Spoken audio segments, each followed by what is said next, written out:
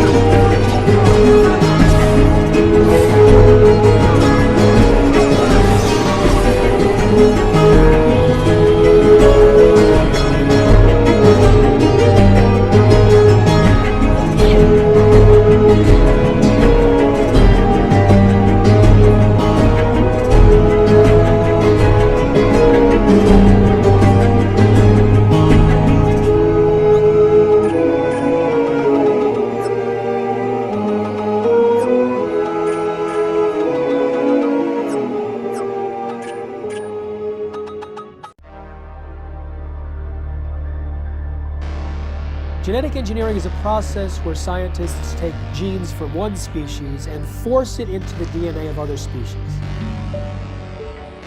Every single independent study conducted on the impact of genetically modified food shows that it damages organs, it causes infertility, it causes immune system failure, it causes holes in the GI tract, it causes multiple organ system failure. The whole concept of genetically modified organisms is throwing a monkey wrench and the life on this planet.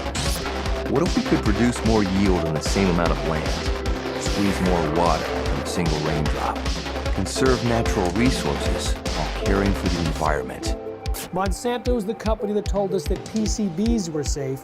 They told us that Agent Orange was safe. They told us that DDT was safe, and now they're in charge of telling us if their own genetically modified foods are safe. The reason why we have 170 million acres of genetically engineered corn and soybeans and cotton and canola oil and sugar beets in the United States is because it doesn't have to be labeled. The first genetically modified animal, the salmon, may soon be approved for human consumption.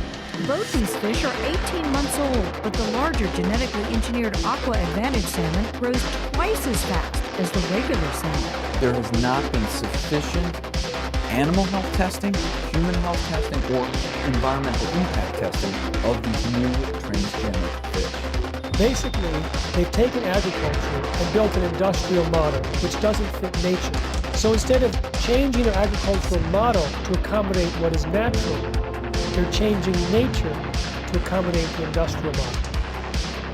If you have an organic corn crop, it sits next to a genetically engineered corn field, and it happens to tassel at the same time, and it happens to be downwind, you're going to get your crop contaminated. The rest of the food supply contaminated, then the genie's out of the bottle, and it's maybe physically impossible to turn the situation around. In the genetic engineering revolution, these seeds are now patented property of one corporation called Monsanto. The pharmaceutical industry has no interest in having you well because they don't make any money if you're well. And the pharmaceutical industry is the biotech industry. Some people think that GMO really means God move over. We are heading downhill at a rapid rate of speed toward our own extinction. The use of GM in agriculture is a risk that is simply not worth taking.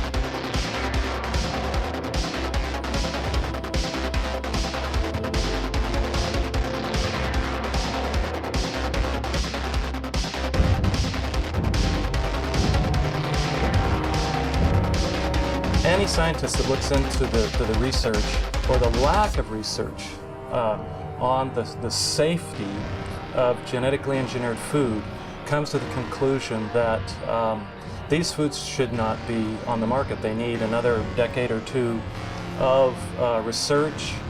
Monsanto is the company that told us that PCBs were safe.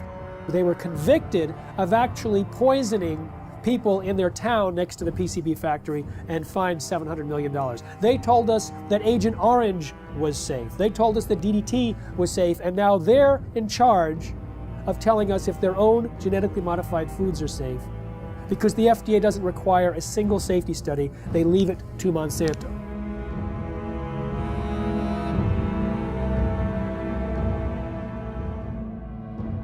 I know Monsanto, as one of the officials of the organization said, we're here to make money.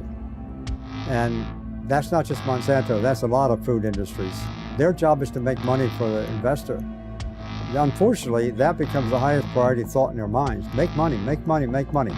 They're not actually making products to make health, they're making money.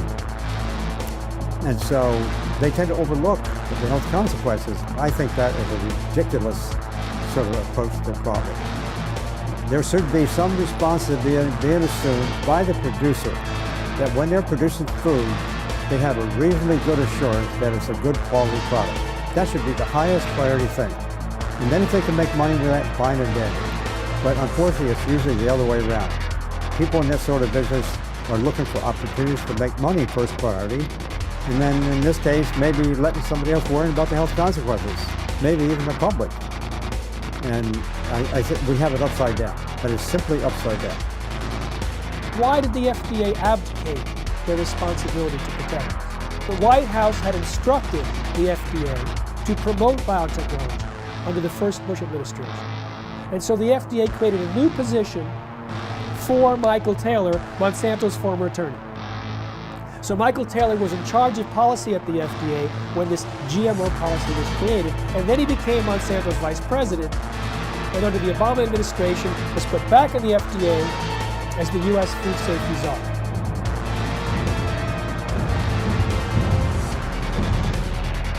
In reality, the overwhelming consensus among the scientists at the FDA were not only that GMOs were different, but that they were inherently dangerous, that they might create allergies, toxins, new diseases, and nutritional problems.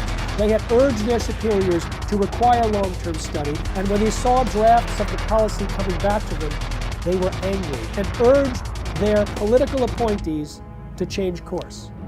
But Michael Taylor and the political appointees ignored the science, ignored the scientists, denied the existence of their concerns, and set forth a policy that allowed GMOs to be put on the market in a way that creates unprecedented risk for human beings and the environment. The FDA is composed of smart people, but they're smart people with a conflict of interest. They're smart people who make their decisions based on what will support their financial needs or their academic needs, not what makes scientific sense. What you can do with GMOs is basically engineer food in ways that make it most profitable from the company's perspective. But from the company's perspective, whatever negative aspects of that might exist are simply irrelevant. And more than being irrelevant, the company is motivated to try to suppress knowledge about those negative aspects. The company is motivated to try to suppress government attempts to regulate in relation to those negative aspects. The company is motivated to try to infiltrate government and lobby government. And when you look at the Clinton administration, Bush Sr., Bush Jr., and Obama, you look at various high-ranking positions in the administration with all of those presidents, you find people who work for Monsanto. Most people don't realize that Monsanto has been around for about a century. They've acquired lots of resources, and they are very clever and sophisticated. They know how the game works. They understand lobbying. They understand bribery. They have been effective at essentially stacking the political structure, the federal regulatory agencies in their favor, to the point that it's almost physically impossible to pass any type of federal regulations or legislation, because the people who make those choices have been in the revolving door of Monsanto. They either previously worked for them or they're paid consultants for them. The governments now, wherever they are dependent on corporations. Who are these governments? Who are these companies?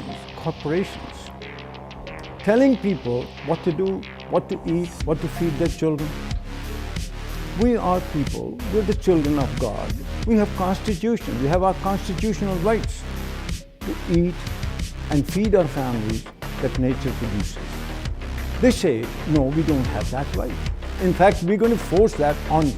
It's the FDA and the USDA who helped lead the charge for these new food safety bills. There's nothing in those bills to protect you. It's there to protect the genetic engineering industry. And unfortunately, if we don't stop this, you won't see organic farmers. The laws in the bills currently are so strict, so arbitrary, that if you are a small organic farmer, you can't meet their requirements for safety. As a result, you'll go out of business. Not a single human being on earth gets up and says, boy, I can't wait to go to the supermarket and buy a GMO food. And why is that? That's because after 30 years and hundreds of billions of dollars of public and private investment, they haven't been able to come up with one thing in this food that actually helps the consumer. No better taste, no lower price, no more nutrition, nothing, zip, zero, nada. 85% of all the genetically engineered crops in this country and around the world are designed so you can soak them with weed killers, toxic herbicides. And who are the big companies that do this? Come on, you know who they are. Monsanto, anybody, what? Who else? DuPont, Dow Chemical, Syngenta, Bayer. What kind of companies are these? Chemical companies. As the chemical seed package has spread, and now with genetically engineered seed that originally was free in India because it belonged to the farmers, or was low cost because it was released from the public sector universities that did seed breeding. In the genetic engineering revolution, these seeds are now patented property of one corporation. called Monsanto.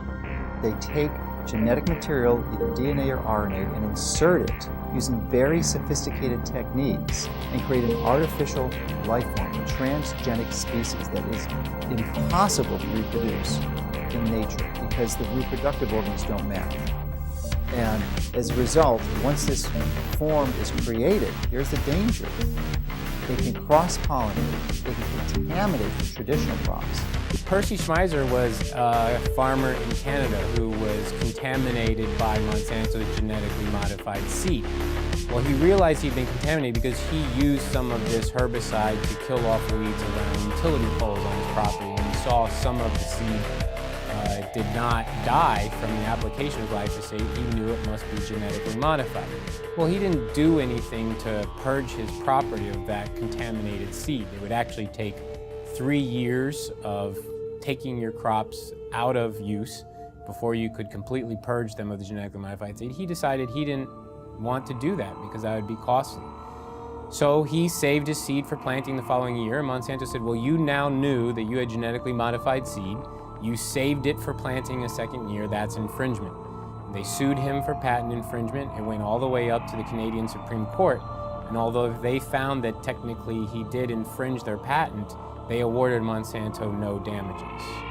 Both in Canada and the United States, hundreds of farmers have been totally bankrupt, lost their farms and so on through lawsuits by Monsanto. So there's a real fear. Now we call it the new fear culture amongst farmers, where a corporation now, through the rights of patents on a gene, which is inserted into a seed to make it resistant to a chemical or whatever, is that they lose their rights to use their own seeds or plants. So it's total control eventually that farmers have to go back to a corporation like Monsanto each year to buy their seed because they're no longer allowed to use their own seed. So as a victim, you basically have to pay for your lawsuit, your damages, and so on. So farmers become victims and they have done nothing wrong because they were contaminated by a neighbor, by whatever means, by pollen flow, by seeds blown in the wind, transportation, and so on. So it doesn't matter how it happens. If you are contaminated, it's over and it's over. It's inevitable that someone who does not want to use their seed will become contaminated. Even the United States National Organic Program standards acknowledge this when they say you won't lose your organic certification if you're contaminated up to a certain percentage, as long as you take efforts to try to avoid that contamination. Monsanto has said that it's the responsibility of an organic farmer to use large portions of their own property to set up buffer zones to try to decrease the likelihood that they'll be contaminated by their neighbors. But that's quite perverse when it's their seed that's the new entrant into the neighborhood. In the mid-90s, the UK government gave about $3 million to a scientist to figure out how to test for the safety of GMOs. That scientist was Dr. Arpad Pusztai, the world's leading expert in his field. He worked at the top nutrition research laboratory in the UK, one of the best in the world. He had about 20 or 30 researchers working with him in 3 different institutes. And his protocols that he was designing were supposed to be implemented into EU law as requirements for the safety assessments of any GMOs to be introduced into Europe. He took a potato that was genetically engineered to produce an insecticide and fed one group of rats the genetically engineered potato. He fed another group of rats natural potatoes, and a third group of rats natural potatoes, plus their meal was spiked with the same insecticide that the GM potato was engineered to produce. So you have GM potato, natural potato, and natural potato plus an insecticide, and all three had a completely balanced diet as well. We measured all sorts of things, growth, for example, how these young animals were growing, what happened to their inside, and what happened to their immune system. And it became clear that the GM had a slower growth. It had problems with internal development of its organs, and it certainly knocked out the immune system. Only the rats that ate the GM potato got sick. They had potentially precancerous cell growth in their digestive tract, smaller brains, livers, and testicles, partial atrophy of the liver, damaged immune system in 10 days. What was the cause of that damage? It was not the insecticide because the group eating the insecticide did not have the problem. It was understood that it was the process of genetic engineering itself and the unpredicted side effects that caused this profound damage to every system and organ study.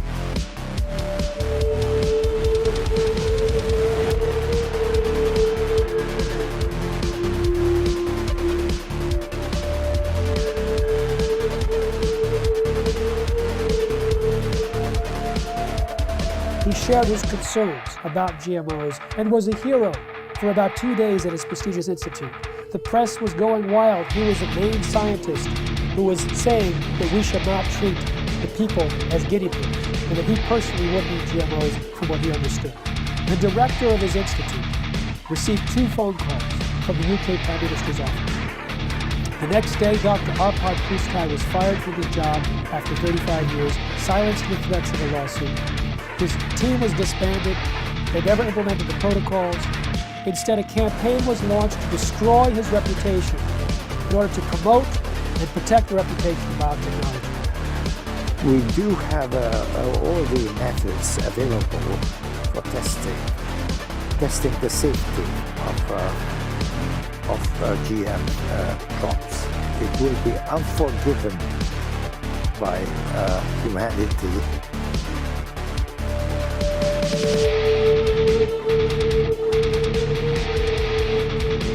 Monsanto scientists found bacteria growing in a chemical waste dump near their factory in the presence of Roundup herbicide. Now, Roundup normally kills bacteria. This bacteria was surviving. They said, great, let's put it in the food supply.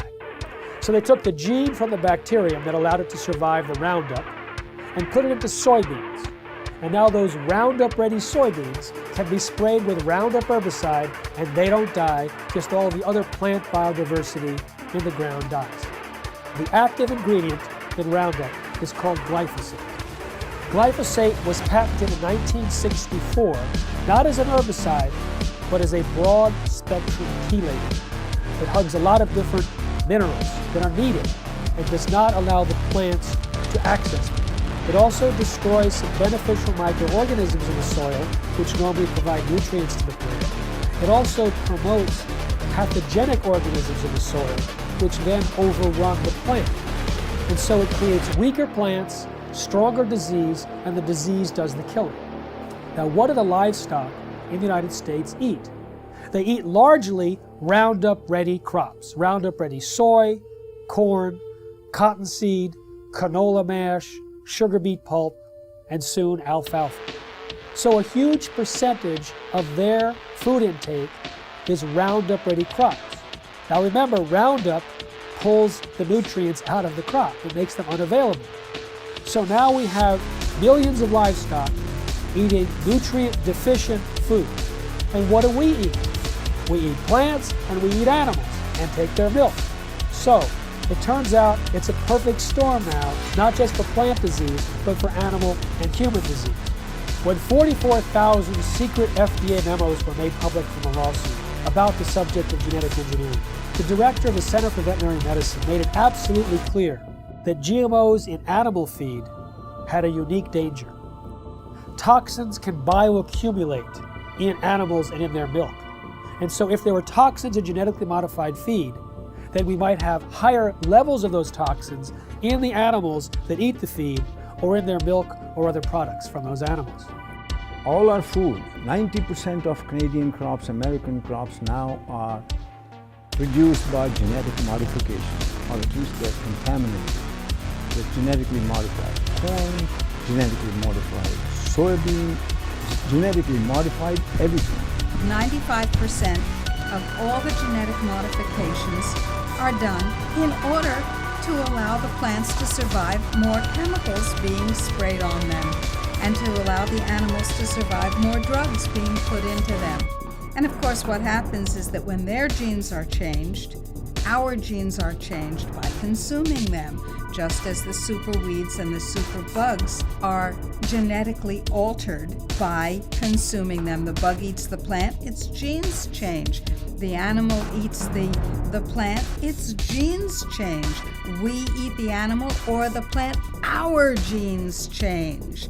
our babies' genes change, and the change is permanent. They do not want you to know which products you're buying in the grocery store might contain genetically engineered ingredients. They say that label would confuse consumers. They say there's no difference between genetically modified foods and non-GMO foods. Well, that's absurd. That's what the word modified means in genetically modified. It is modified, it is different, and it is, in many ways, a threat to the health of the people of our nation and people around the world. Genetic engineering is a process where scientists take genes from one species and force it into the DNA of other species. Even though there's been very little study on the health dangers, there's been sufficient evidence of harm to cause the American Academy of Environmental Medicine to say all doctors should prescribe non-GMO diets to everyone. They say that the animal feeding studies link GMOs to reproductive problems, immune system problems, accelerated aging, organ damage, gastrointestinal distress, dysfunctional regulation of cholesterol and insulin, to name a few. If you take the gene of a cow that helps it to produce milk, that produces a hormone called the bovine growth hormone. And if you take that hormone and you start injecting into the cow, the idea here is then the cow will produce more milk. The companies like Monsanto and Eli Lilly, who invented this hormone independently, and they said there's nothing wrong in doing that because it's essentially the same hormone that the cow produces. That is wrong, because even if you take natural bovine growth hormone and you give injections of it to cows, then the cows will get sick. Just like if you took human insulin and you started to inject human insulin back to people, they will get insulin shock, they could die. But the cow receiving this hormone will actually be sick. It'll have pus in its milk because it's producing too much milk. The teat canal of the cows will get infected. It has to be treated with antibiotics. When the Canadians were evaluating bovine growth hormone, the senior scientists there testified before the Senate that Monsanto had offered them a bribe of more than $2 million to approve RBGH without further study. They say documents were stolen from the locked file cabinet in the government's office, that they were being pressured to approve the drug, which they thought was a question of safety. What we have is rigged research, hijacked regulatory agencies where many people at the agency, at the FDA, that was approving this bovine growth hormone were from Monsanto. Monsanto's former attorney, 2 former researchers. In fact, Richard Burroughs, who was an independent veterinarian working at the FDA, he was fired. He was told he was slowing up the approval process. Well, he sued and was reinstated back at the FDA, but during the trial, his boss admitted that the whole thing was a setup to get him out. He was in the way of the approval of bovine growth hormone. In the U.S., there's evidence that articles have been published that scientists who do any research on that possibly could show negative results of genetically engineered crops are harassed. They are denied funds. The universities that depend on industry money are pressured to not allow this or to discourage this kind of research. Monsanto's own research shows that when rats were fed this BT corn, they had signs of toxicity in the liver and kidneys. When genetically modified soybeans were fed to rodents, we've seen changes in the testicles changing from pink to blue, changes in the sperm cells, changes in the uterus and ovaries, in the DNA functioning of the embryo offspring.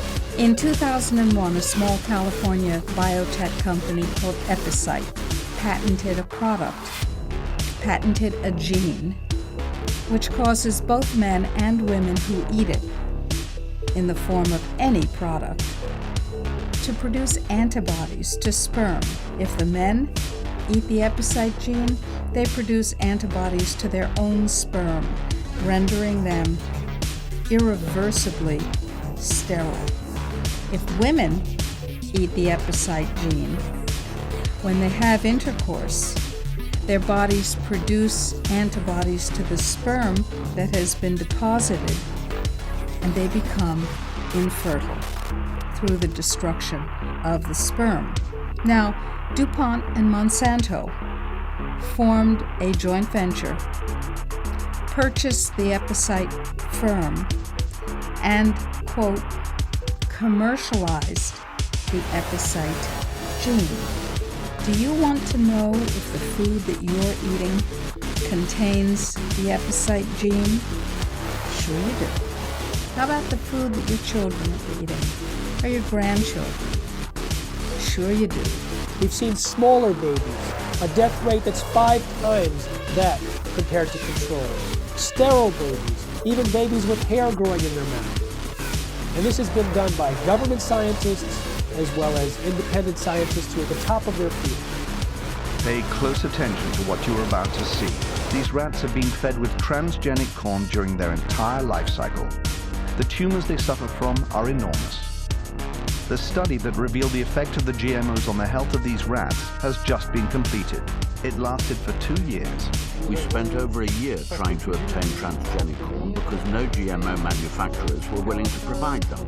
This is because Monsanto requires contracts to be signed stipulating that the seeds must not be used for testing. We wanted our study to be independent. Every rat was dissected to identify the way each diet, GMO and Roundup on its own, had acted on the metabolism of each animal, focusing on the development rate of the tumors that only start to manifest themselves after the initial 3-month period. Each step up represents a large tumor which can measure 17 millimeters by 17 millimeters. 94% of them take effect in the mammary glands, which would equate to breast cancer in a woman. We are faced with renal tumors for the males. Some males also suffer from mammary tumors. One could have thought that the main cause of death was coming from the pesticide added to the corn. But what the study highlighted, and this for the first time ever, is the fact that the transgenesis itself could have killed the rats. What this means is that just by interfering with the genome of the plant in order to modify it, we are faced with repercussions that no one could have anticipated. This is enough to make us reconsider all the scientific precepts that led to the creation of GMOs. We realized that GMOs without any Roundup residue were responsible for an increase in the death rate of females and of some males. This is the GMO that is being eaten by the Americans, but also the GMO that has been approved for importation by European agencies, and that contaminates our food. When they allow animals to graze on the cotton plants after harvest in India, for years and years there was no problem. When they introduced this Bt toxin producing cotton, thousands of sheep died, buffalo died, goats died. I've interviewed the people myself, seen pictures of their dead animals. These animals were successfully grazing on non-Bt cotton plants for years. In one case, 13 buffalo grazed on Bt cotton plants for a single day, and within 3 days they were all dead. Unfortunately, there's not sufficient follow-up. One small non-governmental organization pleaded with the government in India, please do some research on these animals. The government refused. They pleaded with universities offering to pay for the research themselves. They refused. So this small NGO did their own research. They put 3 sheep in one field with Bt cotton Bollgard 1, 3 with Bollgard 2, and 3 with non-GM cotton. Within a month, all 6 sheep eating the Bt cotton plants died. But 3 eating the non-Bt cotton plants had no symptoms. But their research was dismissed because it wasn't a government agency or a university. So we have a situation where the evidence is there, but it's not being paid attention to because it's being drowned out by the big bucks and the biotech industry with their tobacco-type science and their distortion and denial of the facts. Unfortunately, Monsanto's lobbying power and their financial wink, they are able to use in corrupted corporate science, something that I call cigarette science, to get these products slipped into our food stream. The only human feeding study ever published on GMOs showed that the gene that was inserted into the soybean transferred into the DNA of the bacteria living inside our intestines and continued to produce that protein. So if it happens to be an allergen and you're allergic to it, you may be continuously triggered over and over again by the production of that allergen from within inside your own intestine.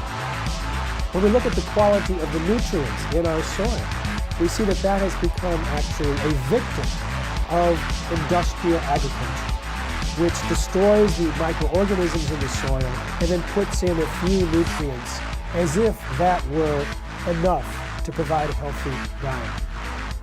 It turns out that the current industrial agricultural model was based on surplus military products after World War II.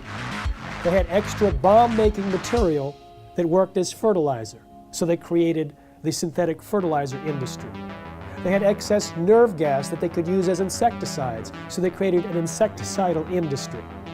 And by steering the farmers and the land-grant universities and all the population towards these high-input, corporate-driven agricultural models, we actually stripped away some of the health and some of the nutrients that were vital and are vital to the health of the people and of the livestock. The plant's ability to absorb nutrients out of the soil is restricted with GMO seeds of plants. And that's why the nutritional value is going down. And that has become a very big concern. And there's a very big concern that many of our foods that we eat, nutritional value content have to be rechecked because it has changed. It alters the structure of a plant when you put a GMO gene into a plant. So you no longer have the same type of plant and you've changed the makeup. Monsanto is the only company I know of that doesn't want you to know you're buying something that has their technology inside it. You know, cell phones, computers, automobiles, everything else we purchase, clothing, is branded because everyone wants to know, they want consumers to know that their product is inside whatever you're purchasing. But Monsanto wants that to be a secret. If you go and purchase any of their bags of seed and you look at the back, there's a big, huge box with a big stop sign. And when I first saw this, I thought that meant stop. This seed is dangerous. Don't swallow it. Wash your hands after you touch it. You know, all those health warnings are lower down the bag in smaller font. If you look in the box where the stop sign is, it actually says stop. These seeds are protected by the following patents. Your use of these seeds must be in compliance with the license agreement. You may not save the seeds for replanting, blah, blah, blah, blah, blah. So they object to labeling of food that consumers buy, but they have no problem with labeling their own product with all of their patent names. So there's some things that they want the public to know and other things that they don't. Traditionally, the proponents of genetic engineering have stated that there's relatively no risk or essentially no difference between genetically engineered plants and products and conventionally raised products. Well, new studies dispute this quite widely. There was a study done last year in the Journal of Reproductive Toxicology that showed that over 93% of genetically engineered toxins were found in the blood of pregnant women and 80% in the fetuses. So this potent crop toxin is being transferred into the population. Genetically modified soybeans has as much as 7 times the amount of a known allergen compared to non-GM when the two are cooked. With corn, there's a gene that's normally shut off in corn, but it's switched on accidentally in Monsanto's corn, and that gene produces a known allergen.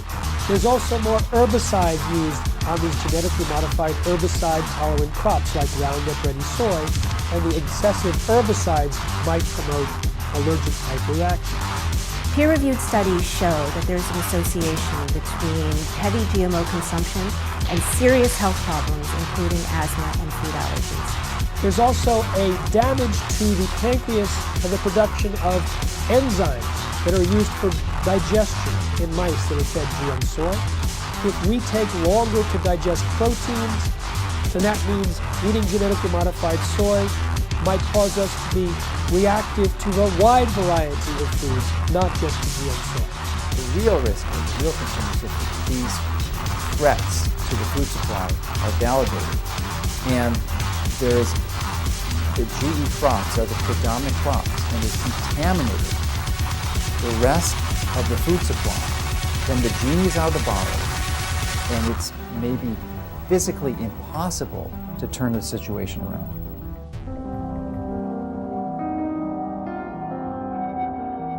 there has been no long-term research on the concept or consequences of what this genetic modification does, not just to us, but to the environment.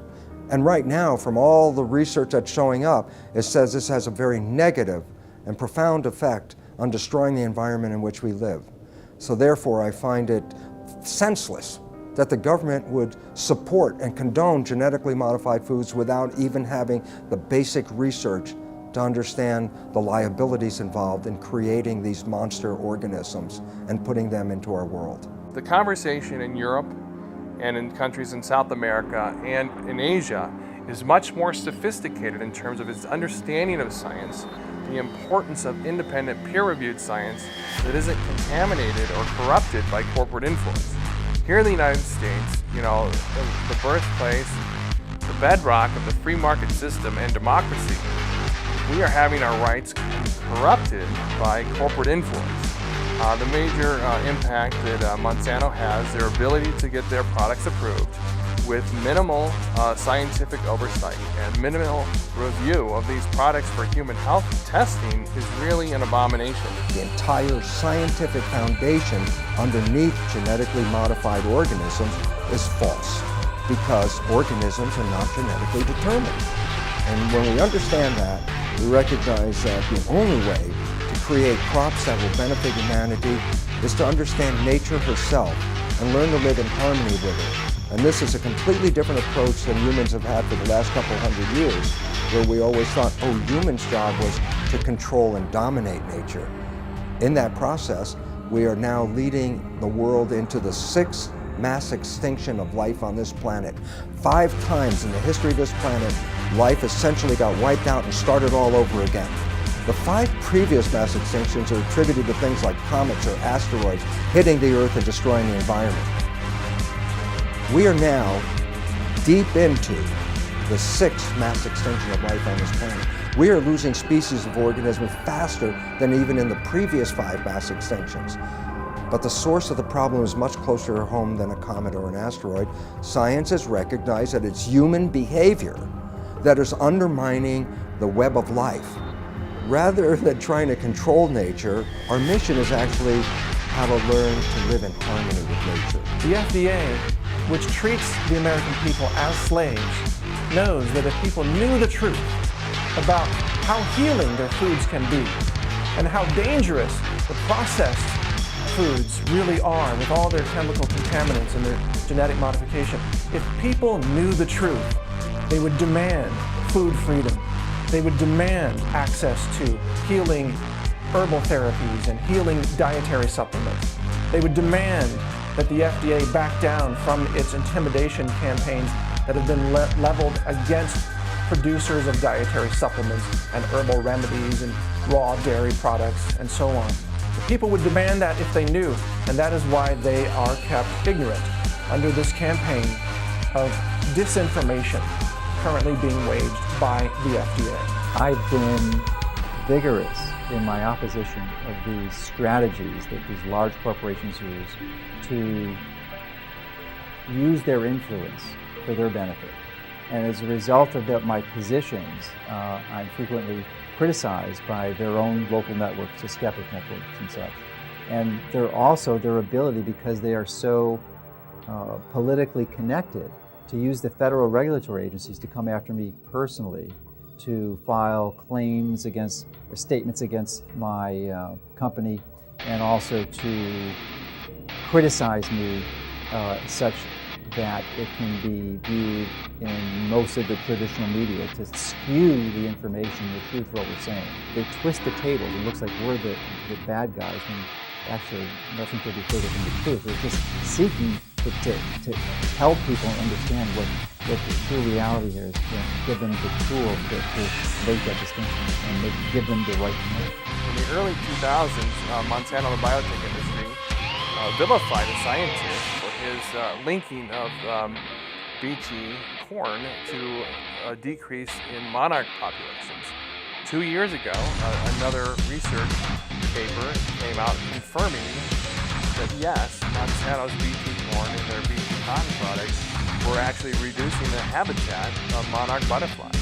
product flies are the canary in the coal mine on the prairies in the Midwest of the major impacts, the negative environmental impacts that these products are having. The large-scale cultivation of GMO crops can harm biodiversity in a number of different ways.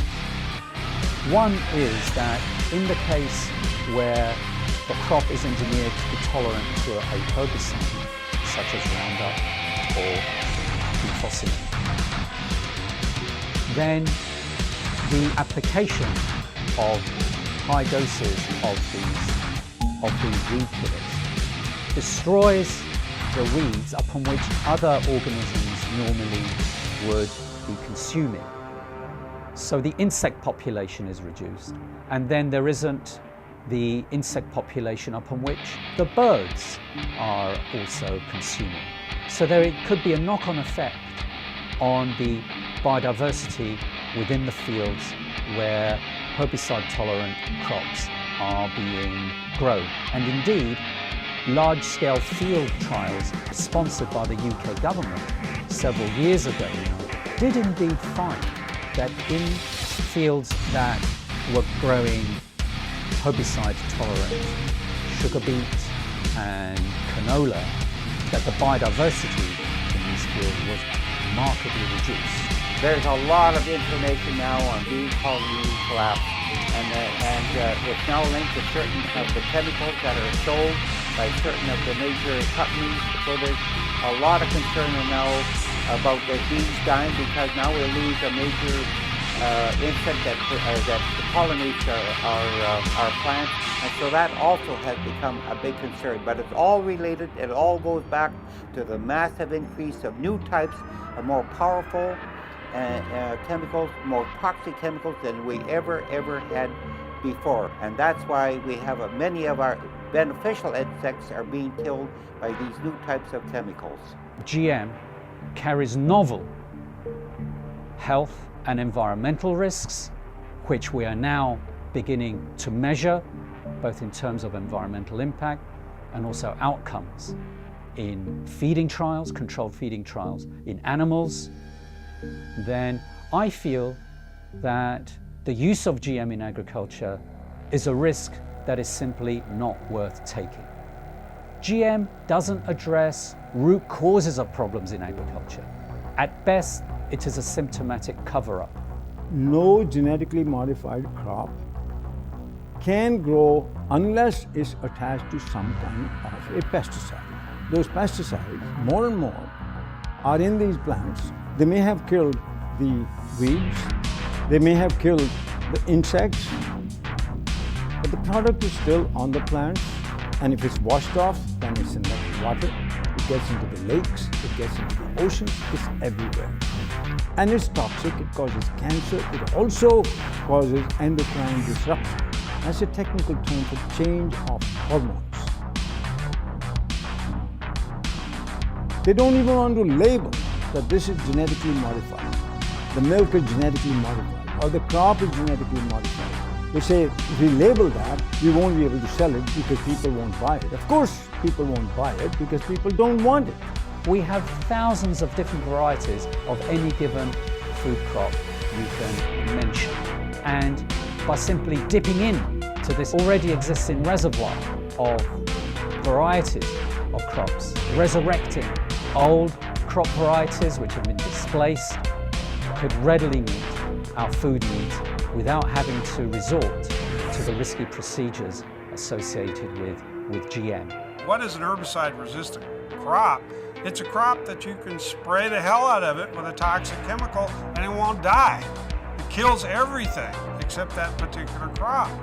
And so you have the ability not only to sell the seeds to the farmer, you're going to sell them the companion pesticide. So you get two sales for one, and they're going to have to come back to you every year and get them. Because once you start applying these poisons on this scale, your farmland is so devastated that to convert to organic, for example, is economically difficult. The most comprehensive analysis of GMOs shows that they actually reduce yield. But sustainable technologies, they can increase yield by an average of 79%. What BT corn does and BT soy does and what Roundup Ready does is it decreases labor. It's labor saving, as if we need less farmers in this country. And we have a limited planet, so more people farming is the key to higher yields, not chemicals. GMOs are stealing the money away from these more appropriate technologies. We have more food per person than any time in human history. We have enough food grown to feed 11.3 billion people. What we don't have is the ability for people to access that food. And so it's not a silver bullet of increased yield that the biotech industry tries to sell us. The ISTAD report proved that organic and sustainable agriculture had the same and higher yields than conventional, chemical-intensive, genetically engineered crops. These herbicides are actually having a major impact in killing the beneficial soil microorganisms in the soil, which actually not only add to the yield gains, but also the nutritional value of these plants. Cotton production has increased in this country because of acreage, not because of the BT technology. Rice and wheat production increased in India because of irrigation and acreage. Land and water account for it, not the seed and the chemicals. In fact, the seed and chemicals have created a scarcity. First, the new seeds had to be grown as monoculture, so you had less food. Today, we are importing pulses from Canada, from the United States. Very vital to a vegetarian diet. We're not growing pulses because our monocultures have no place for pulses. Pulses give you free protein. Pulses give you free nitrogen fixing. All of that was wiped out. Oilseeds, palm trees, agroforestry. The water use of this so-called Green Revolution was 10 times more compared to equivalent farming systems. One huge problem with the GMOs is that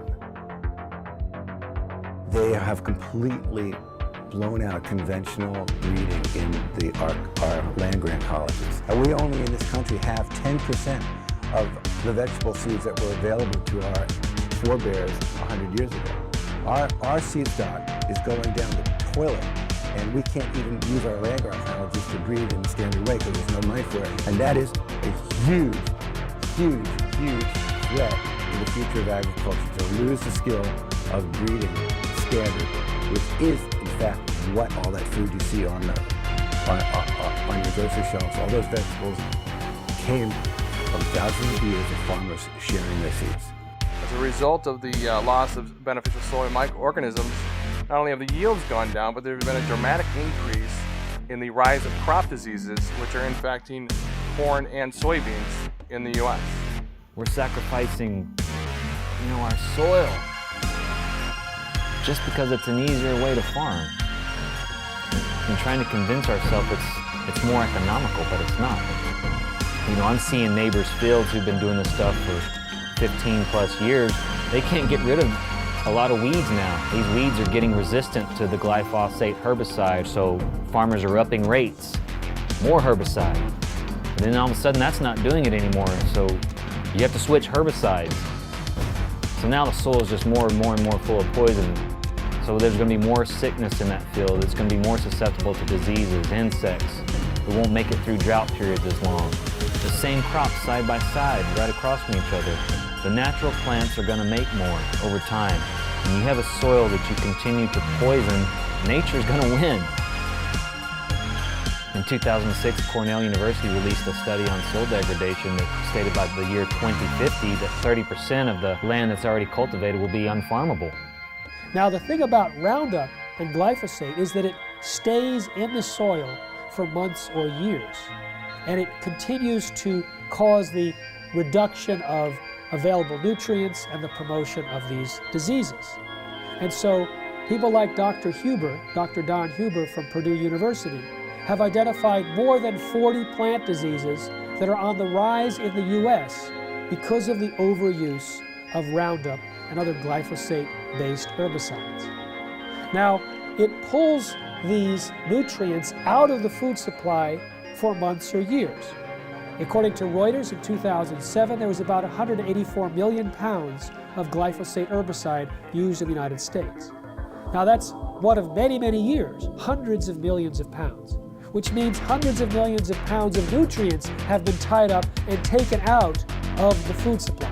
When we have a company like Monsanto that says, I don't care what nature says, I'll create the crops that I want, and we look at what happens, we see another step, another process in our own demise. This is a very powerful enemy, a classic David versus Goliath challenge. And the only way we have any approach, any possibility of ever winning this thing is if we work together as a cohesive group. The whole concept of genetically modified organisms is throwing a monkey wrench in the life on this planet. And until we change that, we are heading downhill at a rapid rate of speed toward our own extinction.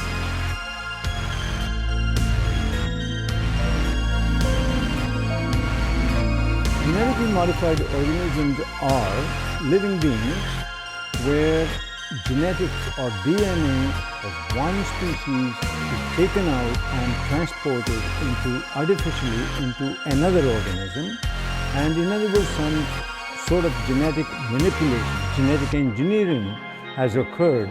Nature, God if you like, does not permit that.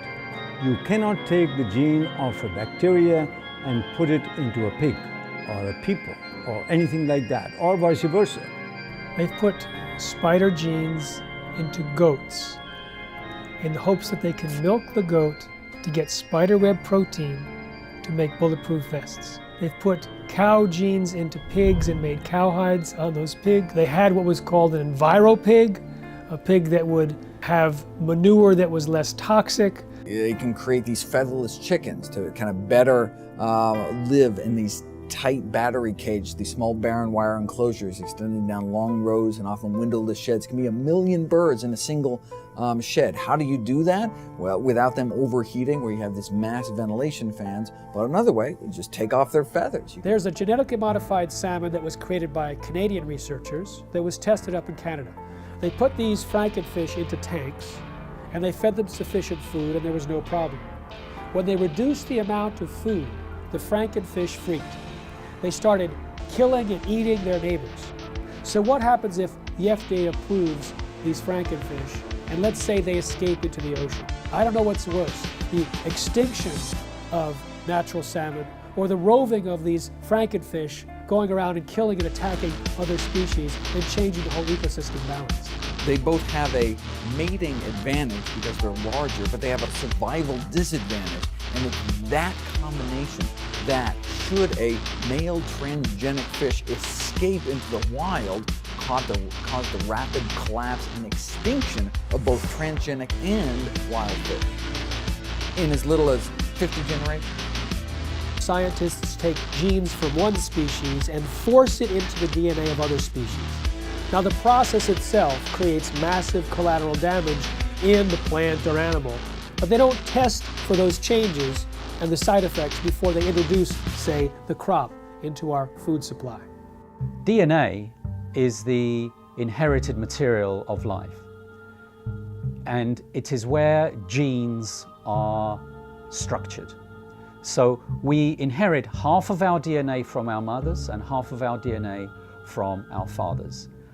And within the DNA are the genes that encode for all the structures of the body. So the DNA is like a blueprint. Just like an architect has a blueprint for a building, the DNA is the blueprint for all the structures of the body. So when a gene is switched on to function, the information within that gene is being used to manufacture a protein. And that protein is then builds the structure of the body. And then proteins in the form of enzymes carry out all of the chemical reactions of the body that constitute the living organism.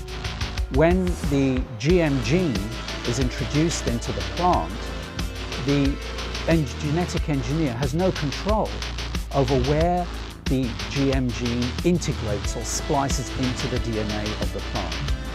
And the effect of this is that the GM transformation process as a whole actually is very disruptive on the DNA structure and function of the organism.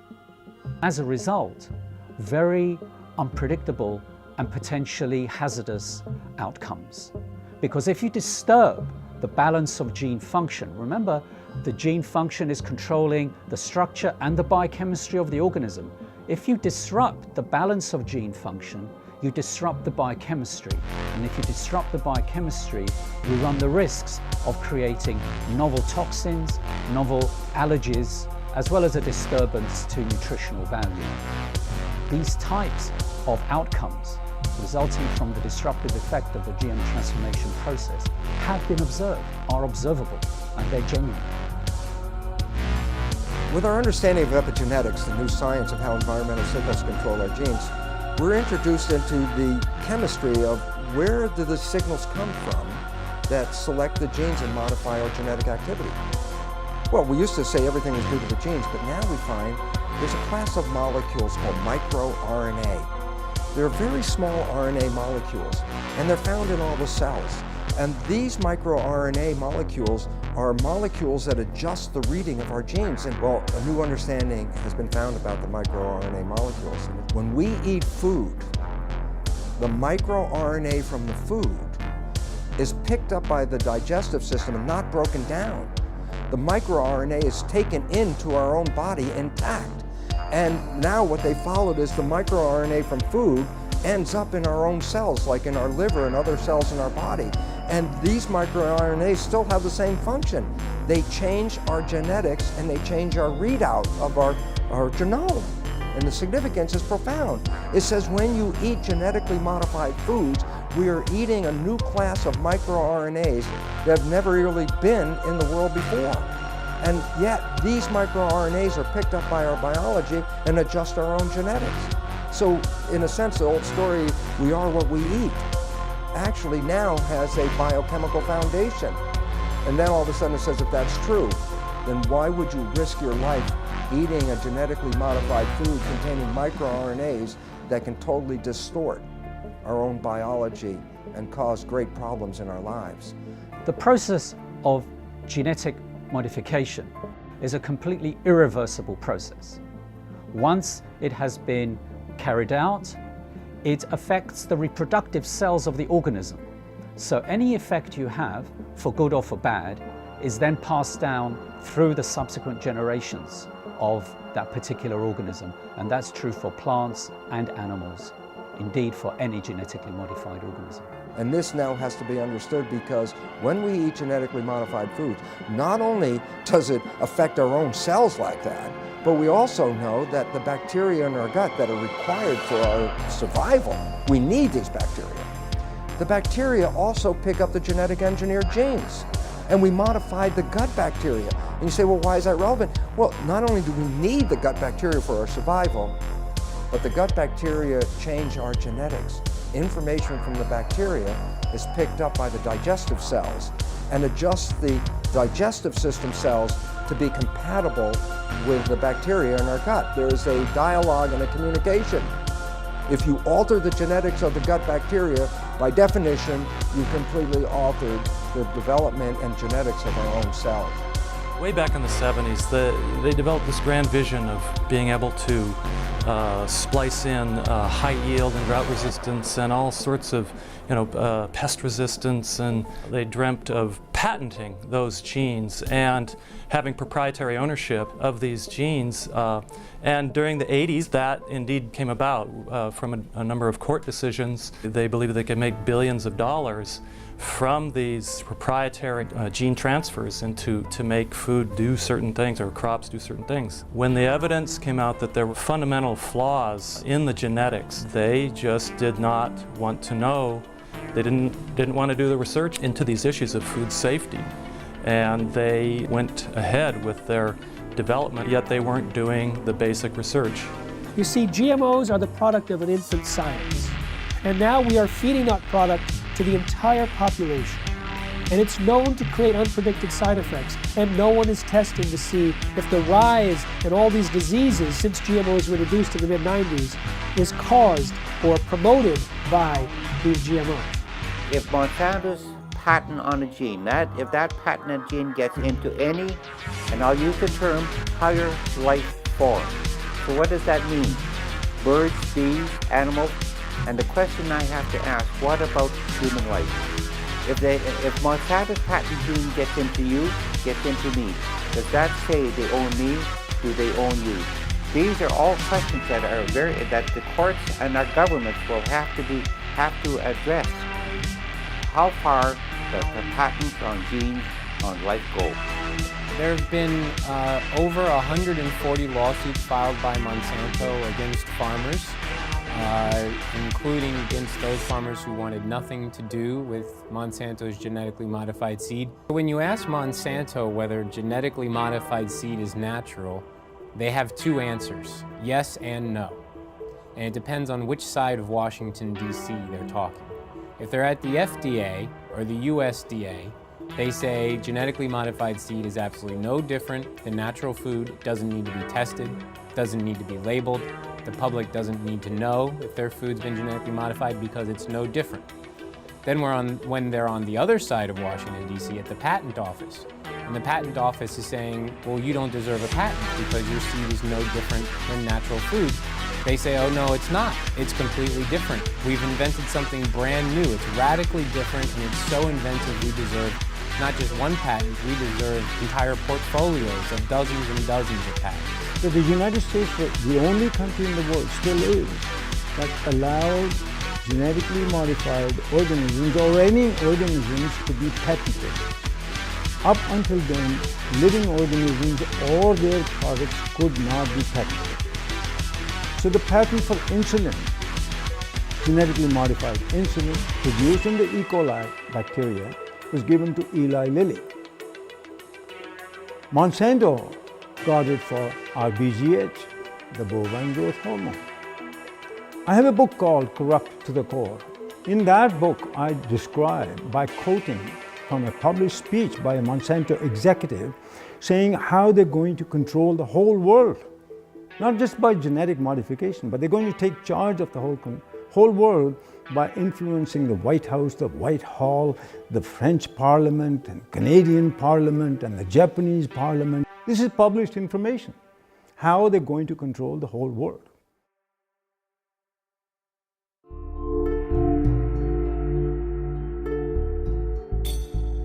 American people are beginning to become more aware and wake up to the fact that their government has been corrupted by corporations and the food that they're feeding themselves has possibly serious human health risks. In the European Union, where labeling is required, there's almost no genetically engineered food on store shelves and restaurants. There's almost none of it planted. Today, more than 50 countries around the world allow labeling of genetically engineered food.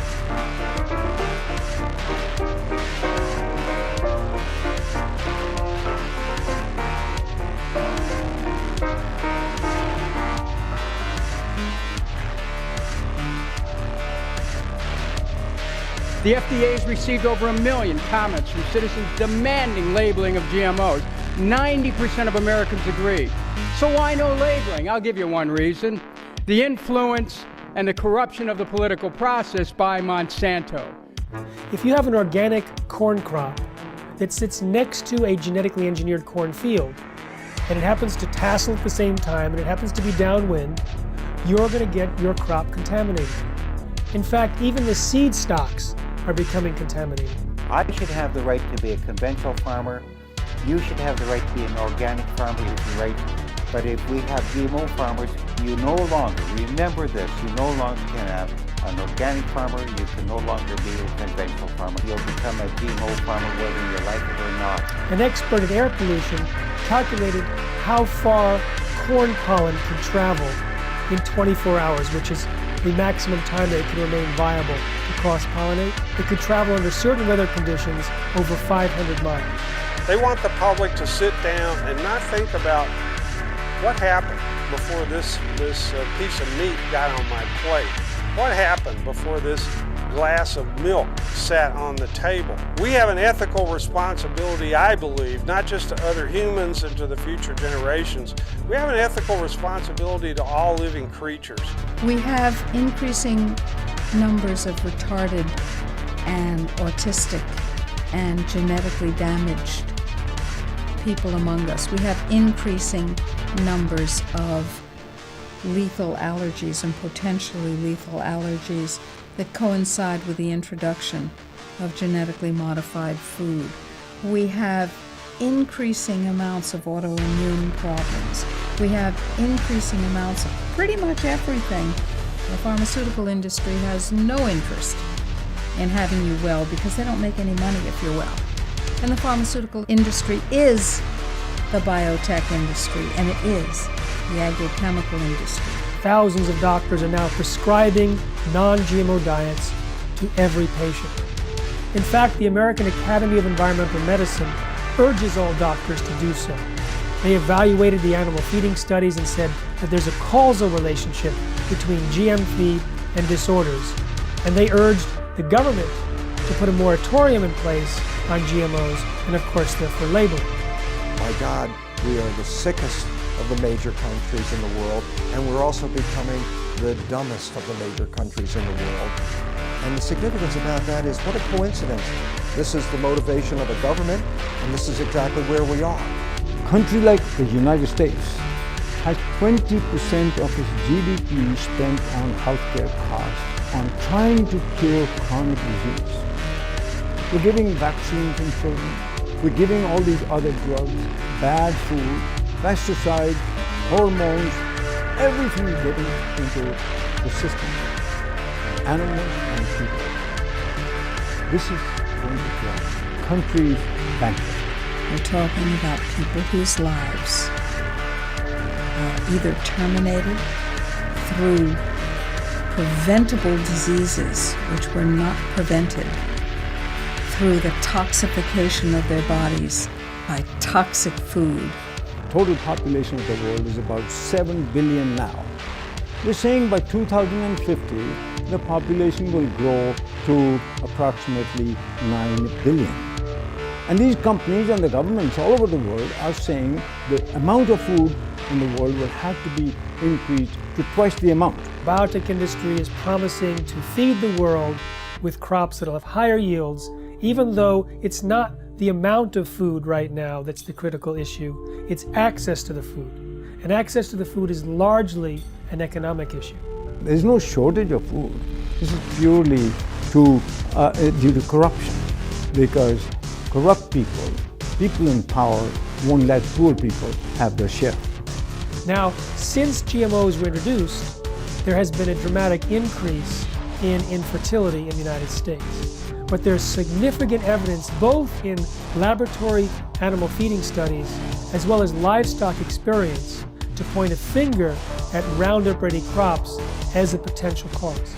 The newest information of a study just published a week ago shows that these toxins in the food have actually been associated with an increased intensity of obesity, and this is found in salmon and rats.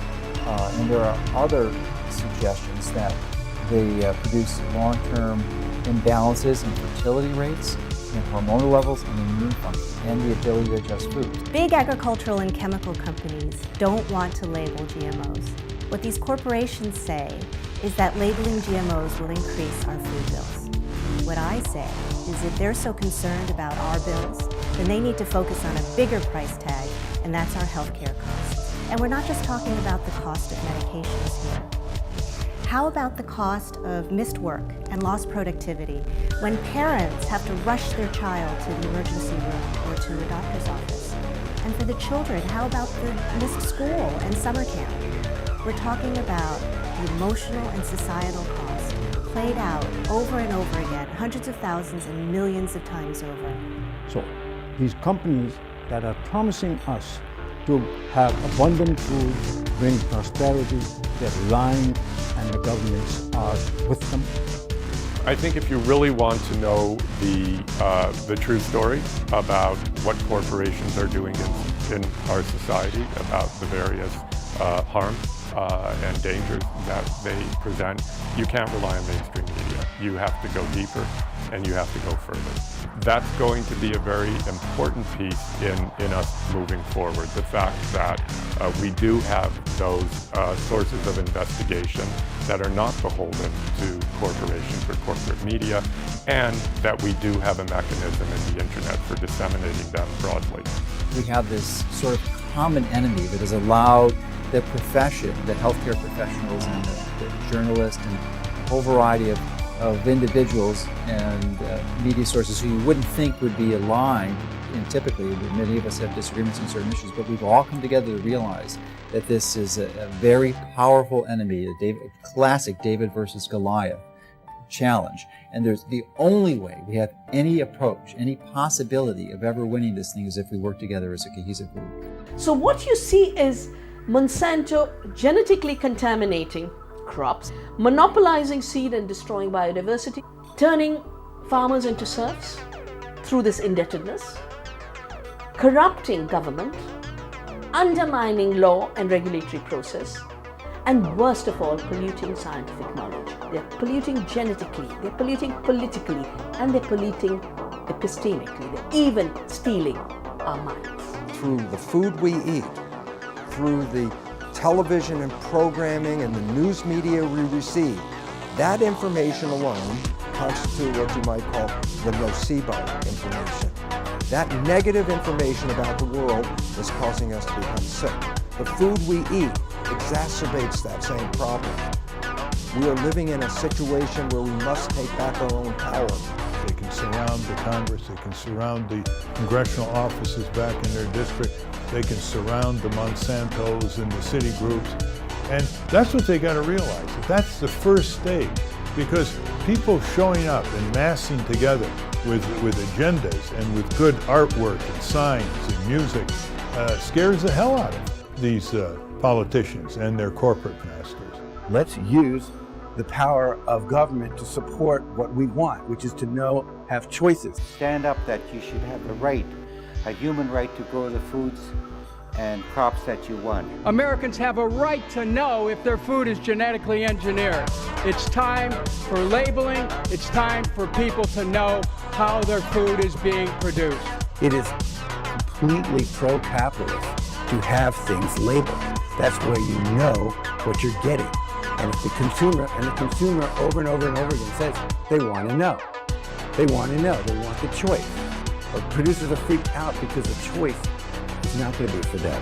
You have to start now and not let more contamination exist and more danger to human health and the environment to the massive use of chemicals. So by stopping GMOs and eradicating GMOs, you'd also then stop less chemical use and more danger to the environment. And all of us are very concerned about human health and the environment. What's going to get your children through this and your grandchildren's generation? What are we handing off to them? What are we passing down to them? If the earth is us and it's our greatest legacy, what are they inheriting?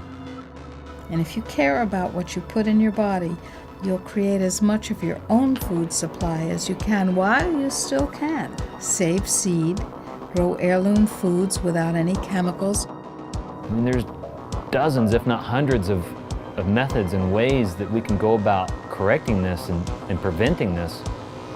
But we have to start making those changes now. It's very important to be an organic farmer for the future of our children and our grandchildren and even ourselves in the food that we eat. Don't give up your rights, our human rights to this. If what's important to you is what goes into your body and what your health is now and will be, then you have to become activated. But to do that, we have to recognize there's a new science. And that new science completely pulls the foundation out under the conventional science of genetics and GMOs. That science is false and destructive. And the wake-up call is knowledge. Knowledge is power. Lack of knowledge, a lack of power. And what this world is suffering from now is a lack of knowledge, because we do have knowledge. We have knowledge that says how we can thrive, live to a ripe old age of over 100 very easily, and enjoy the experience of being on this beautiful planet. In most Native American cultures, their beliefs or their concepts were based on, will this last for 7 generations? Whereas we're asking, what can get me through this year economically? 1 year, 12 months. That's one of our greatest problems right now, is to leap over that barrier, that mentality. Globalization has happened, it's here. But its effects have to be reversed. Globalization in a good way, where people learn about each other, people learn about each other's religions, to tolerate each other's spirituality, work together, work in nature, work with God. Because it's time for us to re-empower our lives. For 10,000 years, humans grew crops without chemicals. You know, it's time that we get mandatory labeling. It's time we cut down the biotech bullies to size. And then now, let's have that discussion again about chemical agriculture versus organic or traditional agriculture. The overwhelming majority of the public want us to produce food and to raise animals in the natural, healthy, humane way, in a way that doesn't destroy the environment, public health, and the climate. And we're going to get to that point, but it's going to require, as I often put it, the food fight of our lives.